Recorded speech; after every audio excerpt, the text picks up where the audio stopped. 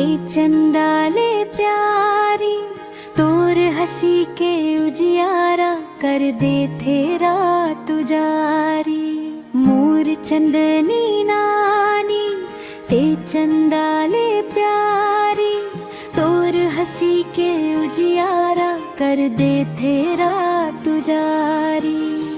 तोर पायल के आवाज माया के गीत सुनावे।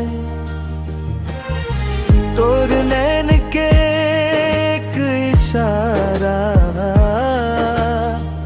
मोल के हुआ चुरावे। तोर संग बतियावत बतियावत समय कहाँ निकल जाते। ते सामने रह सजन बेड़ा दुनिया ला भूल जाते। मोर चंदनी नानी ते मोर दिल के रानी, जन्म जन्म तक साथ रही